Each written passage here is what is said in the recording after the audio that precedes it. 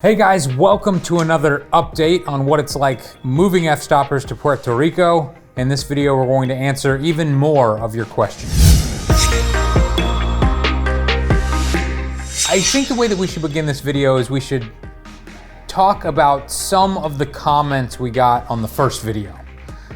And one of the big comments that we got from Americans and Puerto Ricans was, "This isn't Mexico, Patrick. They don't have Mexican food because it's Puerto Rico, not Mexico." You were just saying there should be a Mexican department in humongous grocery stores. It reminds me of the time we went to Hong Kong with Alaya and we had Mexican food in Hong Kong. Exactly. It's like, yes, I just wish that the supermarkets had more options. Asian as well. I wish we had more Thai and more Indian. There's like very little Indian. This isn't India, Patrick. Oh, it's not? No. Oh, okay. So yeah, I think Patrick's point was simply that even though we live in America, we don't eat American food every day, and we don't have American food on every aisle of the grocery store. There's different varieties, and one thing that was a little bit of a shock was there was less variety for Mexican food. And I agree. I think it's a little strange. Or any cultural food in general. Sure. But the grocery situation is better. We have gone to so many grocery stores, and the one takeaway that I have that seems to be the consensus here in the entire neighborhood that we're in is that you got to go to multiple grocery stores. Not one of them is going to have exactly what you need. And I think like anything in life, it's whatever you get used to. If this was what you were accustomed to, you'd probably go to the grocery store you frequent in America and you'd go, "Oh, why don't they have the root vegetables I love eating?" Because they got some root vegetables here. Or like your wife says, the aisle of saltine crackers. I think in America, in the United States, we just have like three or four saltine crackers. Yeah. Here, there's aisles of different saltine crackers. Yeah, so instead of the Mexican food, they have the saltine crackers. So are there anything else that stands out when it comes to the comments or the response that we got from the last video? The biggest thing that I've noticed is, both on YouTube and in person, is how many readers we have here in Puerto Rico. Everyone, like, we've received so many emails and comments, not just on that video, but on all the videos we've released, where people are just like, "Oh my gosh, I can't believe you're here." It's gotten so strange to where every time we go out and eat dinner, people in the restaurant are like, "Oh my gosh, it's Fstoppers." Or people are sending us messages and being like, "When you were scouting months ago, I was at the same bar." I know. To as far as our neighbor's son has emailed us and said, "Oh my gosh, my dad lives across the street from you." And we probably receive a few emails every single day or Facebook messages from people saying, "I want to work for you, I want to work with you, I want to take you to this unknown location to do a photo shoot." It's a little overwhelming. Like, there's got to be a way that we can come up with a system to put a name with a face. And I think the easiest thing to do would be to just do a meetup where we maybe have something in San Juan and invite everybody out on a random Thursday or Friday and try to meet as many people as possible. But right now, if we haven't responded to you, it's a little overwhelming. It's just so many things are coming in, and you're trying to say, "Oh, well, this is another, we've met 5 Roberts, which one is this?" And this one wants to take us here, and this one tells us that he designed them all, and it's a little crazy. But it's very nice. Thank you all so much for reaching out. You've made us all feel very welcome.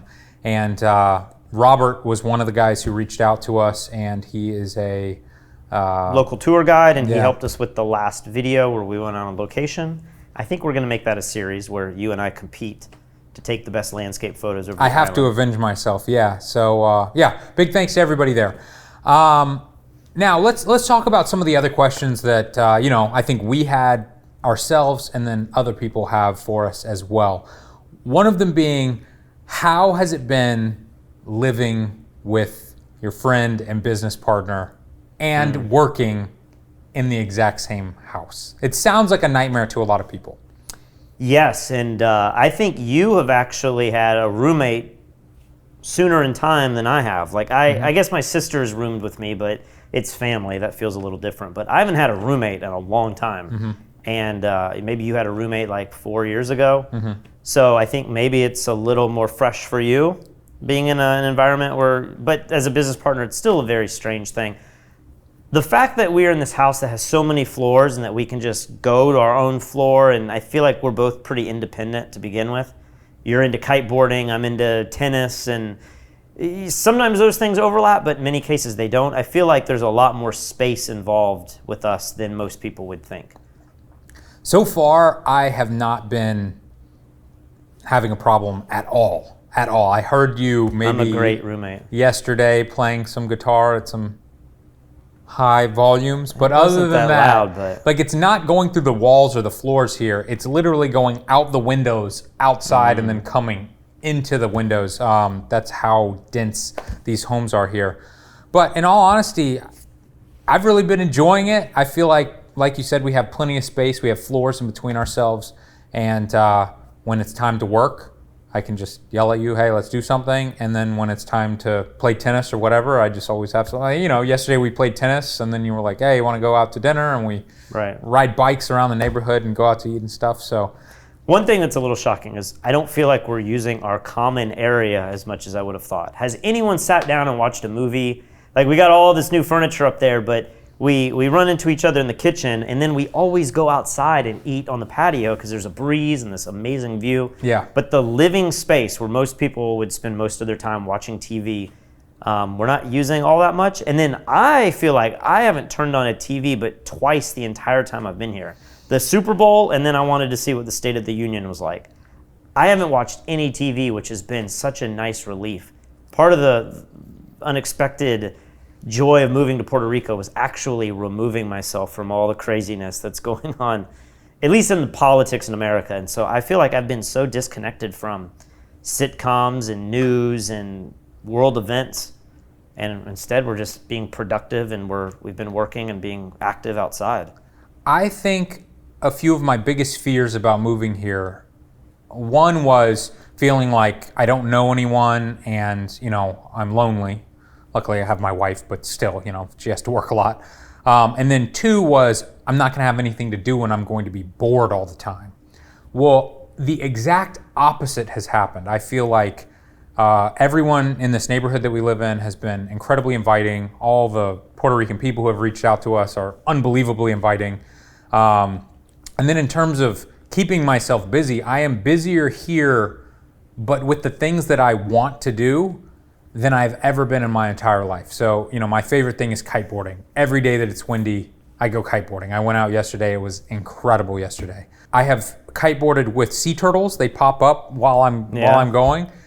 Yesterday there was a manatee swimming right off the coast. Unbelievable. Yeah, I feel like I'm more tired at night than like I wake up when the sun rises and we go. And we've never done that before. No, I usually get up at like 10:30.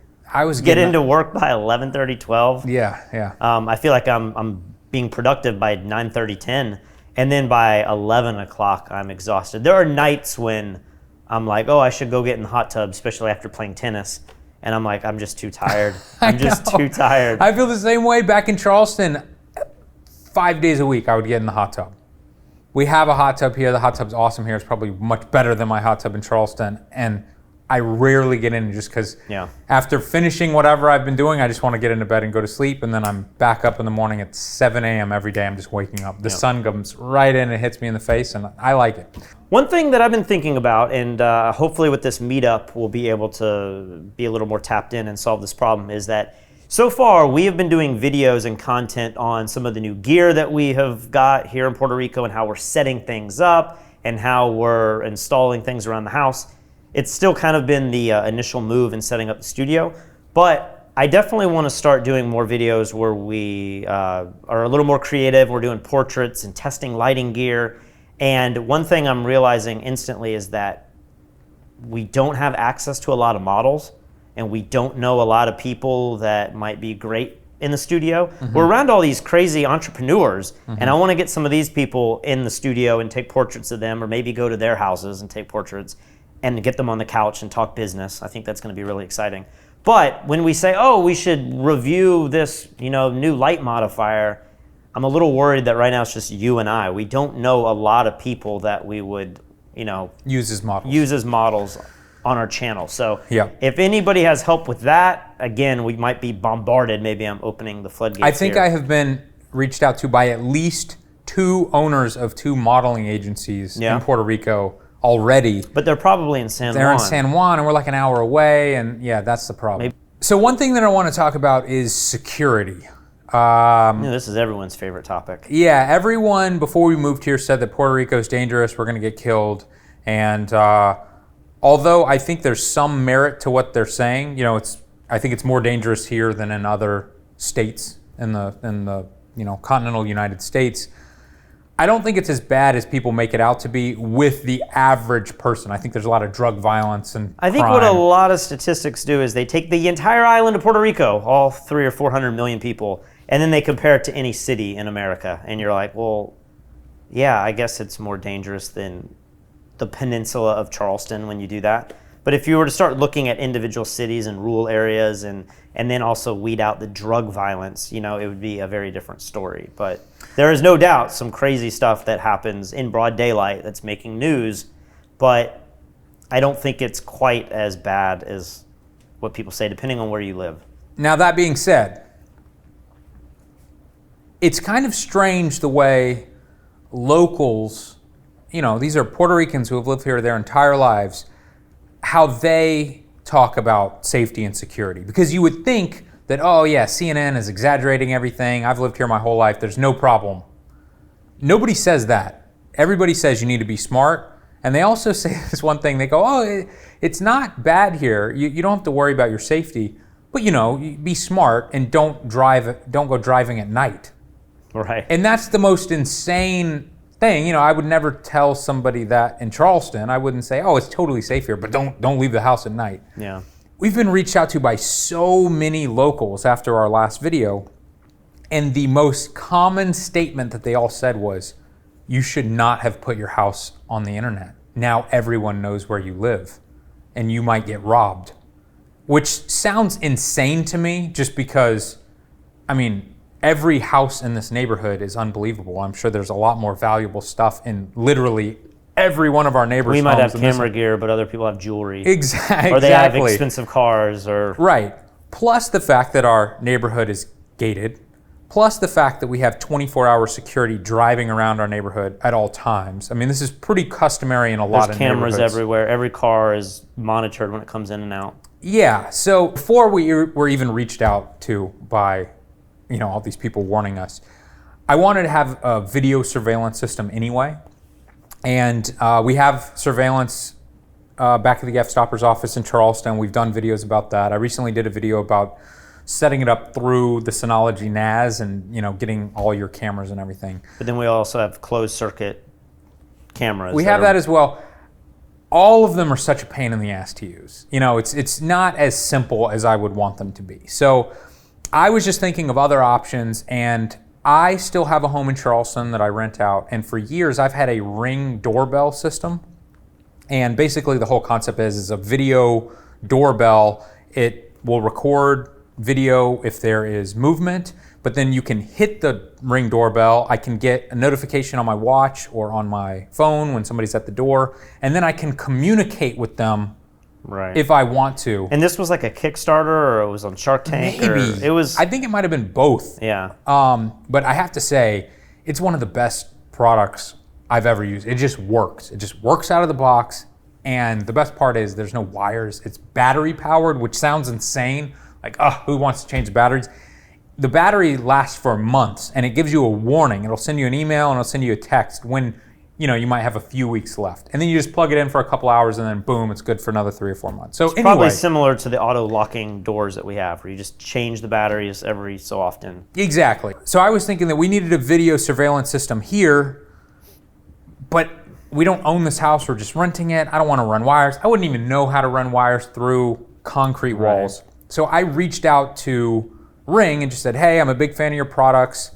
We've been doing this entire series of us building out this house and building out studios and everything. Would you guys be willing to donate some gear for this? And we'll put it in the video. And so they sent over some stuff. So we got 3 Ring doorbells because we have 3 doors in this house. I'm going to put one on each door. And then they also sent us 2 video cameras with lights. Every single thing is powered by battery, so we don't have to run any wires at all. We've hung up the video cameras on each side of the house, and basically the whole idea is that if there's any motion in front of either of these 5 items, it will instantly start recording and uploading to the cloud. How is the software? Because I've found that a lot of DVRs and other security systems that I've bought online, they might not be that bad to set up, but accessing the DVR and running the menus and using your phone, like the user interface is so poor. And you're like, how are all of these companies using what seems like the same software with just a different skin on it? Oh, I know. It's the absolute worst. How is the Ring software? So that's why, and I think I told you about this a year or two ago when I bought the Ring system. It just works. It's like an app on your phone, and it just creates a short video file every time there's movement, and it saves it to the cloud, and you can just look at a list of every action or whatever that's been recorded, and you click on it, it instantly starts playing, and you can share it or what. It just works. And then, because this house is like a gigantic cave where you can't hear anything past a wall, they sent us 5 chimes, and I have chimes at my house in Charleston as well. And the whole idea is that if anybody hits a doorbell, it's going to ring the chime on all 5 floors at the same time. So we'll know that so when the somebody's at delivery the door. guy comes, we're not answering and he thinks we're not here, but really we're just in a room where we can't hear. Well, so that's a funny story, and that's something that's weird about Puerto Rico that we should quickly talk about. The deliveries here come at the weirdest times. I've had them at like 10 o'clock at night. I think I was in bed the other night, and Katie comes and wakes me up, and it's like, Lee, there's a man at our door. She's freaked out. I get up thinking, oh my gosh, this is what everybody warned us about. And I'm looking through the window and everything. It's UPS delivering. It was like 10:45 at night. I tell the guy, I'm like, you scared my wife to death, because he just came up to the door and was like, hello, hello. He's not ringing a doorbell or anything because we didn't have one at the time. And he just acted like, what do you mean? I had to deliver packages. So anyway, quickly back to the whole Ring thing. If you guys would like a discount on a Ring setup, they actually created a landing page just for Fstoppers viewers who are checking out this video. You can go to the link in the description, or maybe I'll write it at the bottom of the screen here. But a couple other things that I wanted to talk about. So we shipped our cars in, and we just recently got them. Until this, we've been renting a car. And it was kind of expensive renting a car. I think we spent a couple $1,000s renting a car for a month. Month and a half. Yeah, that was more than I would have liked to have spent. I think we should have just bought a beater when we got here and then sold it when we were done. But anyway, we got our cars, and both of our cars smell like gasoline, first of all. Yeah. That was really weird. And I mean, I'm telling you the most, it's like somebody poured a cup of gasoline all over the floor mats or something. And I cannot pinpoint where it is, but I asked the shipping company why our cars smell like gas, and they just said, oh, I don't know. I think one of the other cars in the container was leaking or something. But our cars were completely sealed in the container. I can't get the smell out. I've just left my windows down on my car. And what's funny is I got my car a day before you, and I remember you were like rolling down the windows, and you're like, I mean, you're a little dramatic. And you're like, I can't be in this car. What did you do? And I was like, I don't know why my car smells like gas. And then when we picked up your car, the BMW we just mentioned, which is this tiny little electric car. Electric. It doesn't have gas. I was like joking with you. I wonder if your car's going to smell like gasoline. Yeah. It doesn't. It has like a gallon tank, maybe. Yeah. And you were like, my car smells like gasoline. But then my truck, I shipped my truck down here. That smells fine. So I don't know what the heck the problem with that is. And then on the drive from the port back here, my BMW i3 got a nail in the tire. Not a big deal, right? Yeah. Shouldn't be a big deal.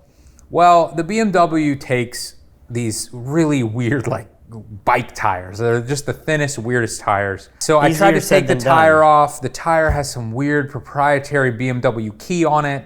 So I ended up doing fix-a-flat. I get it to Pep Boys. They don't have the key to get my wheel off. Of course. So then I try to call BMW in San Juan. Nobody speaks English. So I'm nervous about driving my car for an hour with a nail in the tire. Especially on these roads. So I have now ordered what I think is the correct key, but who knows when that's ever going to show up. So basically, this is one of the most annoying things that has happened so far. And again, I don't think it's a problem of living in Puerto Rico. It's a problem of living in Humacao, which is an hour away from a major city. This would totally happen if I lived in some podunk town outside of Charleston as well, without a BMW dealership around. So I had no idea. But something else that's happened, I lost my wallet. And I have been on the phone with Bank of America. I have to get personal debit, personal credit, personal business debit, business credit. I forgot that we have 2 business credit cards. Long story short, I have been on the phone for hours and they keep transferring me because, one department is not capable of doing everything else. I think finally all of my cards are on the way, new cards, but my driver's license. Oh, the driver's license. I have to go back to the Puerto Rican DMV, which is not fun. It's not fun. I hate the DMV in the States. It's worse here. We had to do all these crazy steps where, unlike in the United States, you have to go get these stamps, and then you have to see a doctor, and then you do an eye exam in front of the whole group of people, and then you take all of this paperwork and you go 5 blocks, 5 stores down to the DMV. I think it took 2.5 hours. The question is now that you've done all of that, can you just go and get the replacement ID? And will you have the answer to that question before you stand in the line? Like, could you be in line for an hour and then they say, no, you have to go get all that paperwork again? I'm sure I will do it wrong. But I have to do it. I'm convinced my wallet is somewhere in this 5-story house, but I have turned this house upside down for days. What's going to happen is you'll go through all this process, and as soon as you get that license from the DMV, the wallet's going to show up. I know. Now, speaking of other annoyances that have happened to us. Man, this is a very down video. Well, I think that's what people want to hear. Security and not getting Mexican food and fix a flat. What else you have? The bank account has been a little annoying, right? Oh my gosh, yeah. We had to transfer over our Fstoppers store payments from PayPal Pro over to Stripe. Yep. Stripe just shut us down.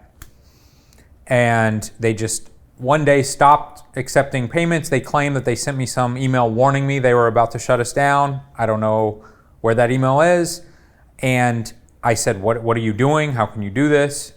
And they said, we only accept American businesses with blah, blah, blah, blah, blah. And they had a list of things. But I'm convinced that we hit each of those requirements. So I responded to the email and said, I believe we hit each of those requirements. Here is everything you've asked for. It's like ID, EIN number, proof of address, all these things.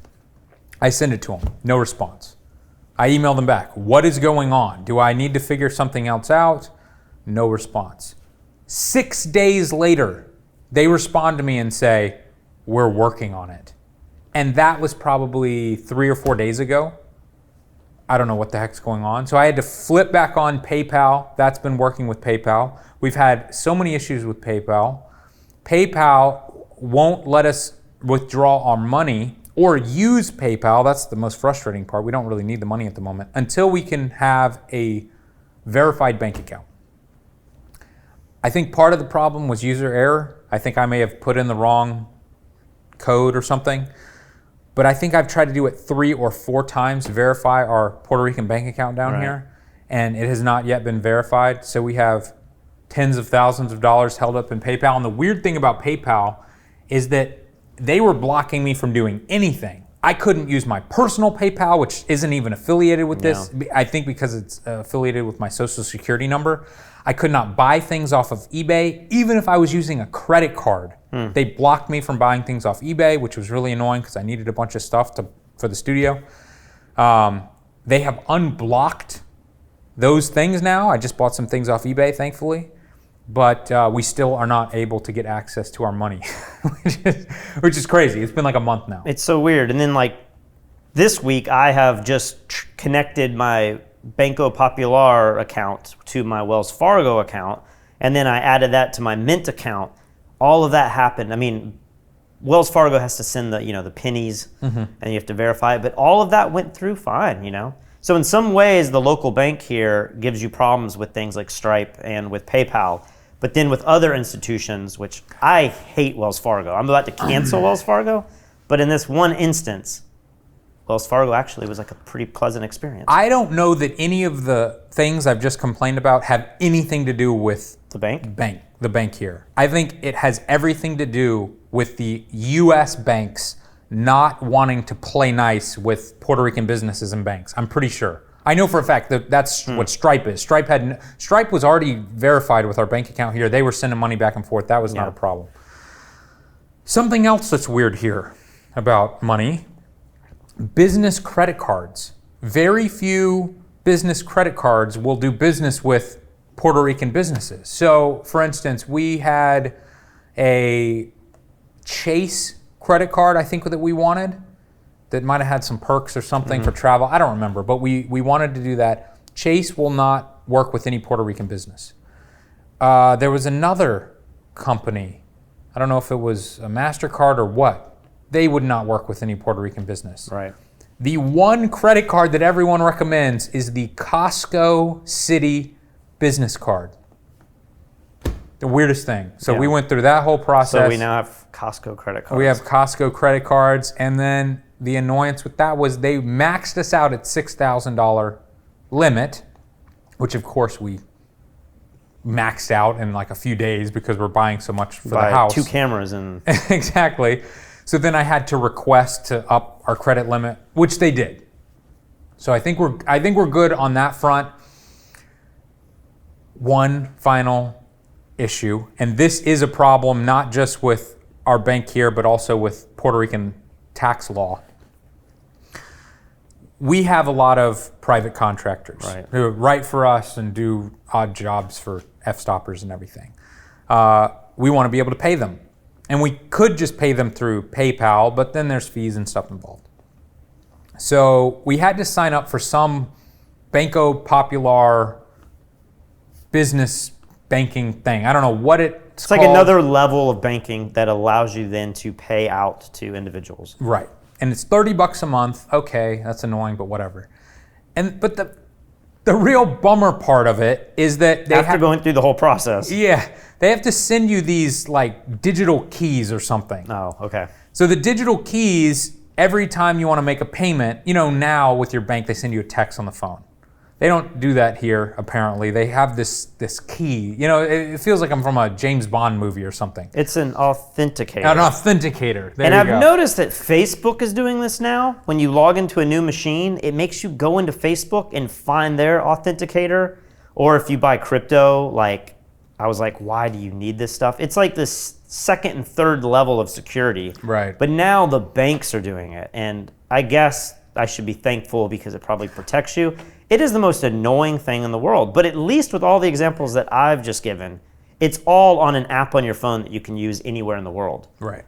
What the bank is proposing is some physical fob that you have to have on you, which means if you need people getting into your bank account in other locations, they have to have this physical thing.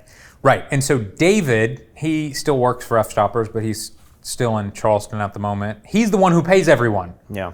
So for him to pay everyone, he has to have his own authenticator. Well, the authenticator was supposed to take 3 to 5 business days.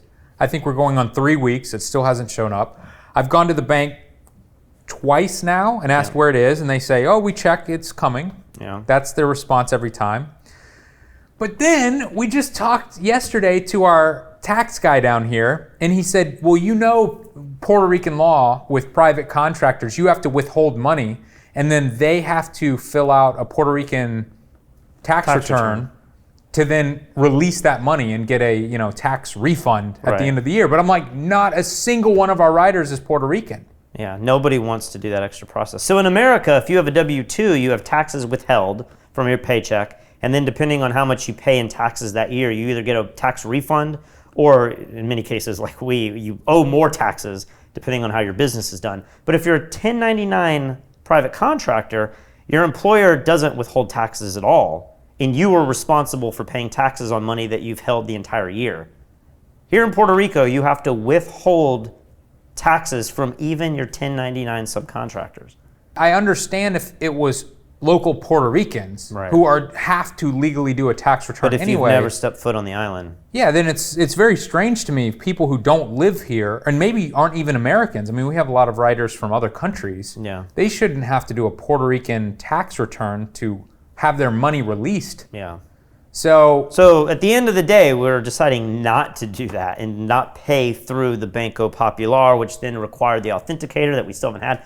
All of these steps we have done have now just led to a path where we're like, oh yeah, that's a dead end road that we shouldn't pursue anymore. Yeah, so we're probably just going to continue paying people through our corporation in the US, or just pay the 3 or 4% PayPal fee and be done. But oh my gosh, like how much time and energy has been wasted trying to learn how this worked. One thing I have to say, because I know a lot of the viewers out there are probably like, oh my gosh, they're just bickering about all this stuff that like most people will never deal with. But one thing that's been interesting for me is it's reminded me of what it is like to start a business. Because you and I have both started our photography businesses 10, 15 years ago, and you go through the headaches of getting the EIN number and finding the accountant, and maybe you have a CPA, and then you realize, well, maybe I need a bookkeeper, and then you have taxes, and you have a retail license. You have all this stuff that's a nightmare. And then once it's in place, you forget about it, and you never deal with it, and you have people that help you do that. But I don't want to say it's been nice, because it's been frustrating, but it has given me a new perspective and appreciate the idea of what it's like to be an entrepreneur and what it's like to start your own business, because it's felt like that now. Again, we have done all of these steps over and over. And I'm sure once we figure out everything, years from now, we'll be like, oh yeah, I remember when we moved here, it was a lot of work, but we know the system, or we figured it out. So I feel like in a lot of ways, it's like being back to square one, where it's like starting your first business all over again. And it's been frustrating, but it's also kind of nice. It's like a clean start, Every day it feels like I'm accomplishing so much, even though there's frustrations. And you're on phone calls all day. Yeah, it just feels like, oh, this banking system driving me crazy. But when I get into bed at night, I don't feel like I have wasted my day with just consuming stuff. It's so easy to just consume TV or video games or food, and you're not really producing anything. Yeah. So even though I have been frustrated at times, and it probably feels in this video like I'm more frustrated than in reality I am, overall, I still feel like, man, we are getting things done at a faster pace than we ever have before. Yeah. Well, I feel like this video is getting pretty long at this point. You probably have heard enough of our Puerto Rican adventures, but I think we're going to do this every couple months, every 3 months maybe, and just let you guys know if there's any big changes or anything new that we've learned about living in Puerto Rico, or maybe our opinions have changed. At the moment, I'm still loving it here. Yeah, we're still kind of in the honeymoon stage. Like, we don't know, like everything's so new and wild and exciting, and we're changing our lifestyle so much that it's very hard to have a clear perspective, good or bad, or it's so different. Do you have any regrets, or do you miss Charleston? You've been going home to Charleston pretty I've been going recently. home a little bit just because my sister's getting married, and I've been trying to rent my house out, and then I've been doing a lot of renovation on the house. I mean, my whole house is being resided and painted. It's crazy, a new roof. So when I go home, I'm still kind of eager to get back here. I just feel like we're in such a good mood of working, and people have asked, how are you guys making all this content? And it's like, man, we're just knocking out a video every day. If you don't waste time and watch TV or YouTube videos, I waste a lot of time watching YouTube videos. But if you don't do that and you just work, there's still so much time left in the day to play. And we do that. I mean, and that's what's nice here, is that it's the winter, so it's obviously still warm here where it might be cold in America, but the days are longer, which is nice. So you go back home and the sun's setting. We're close to the end of winter now, but sun's setting at like 5:30, and then here it's like, by 6:30 it's starting to get dark. So I feel like just having the longer days is nice too.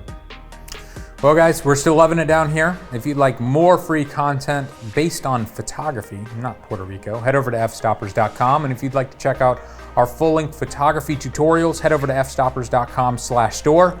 And if you are Puerto Rican and you want to meet up, we're going to have a meetup here soon. So stay tuned to the fstoppers.com website, where we will make that announcement. I'm excited for that. That's going to be fun. Oh, I know. It might be the biggest meetup we've ever had. Yeah.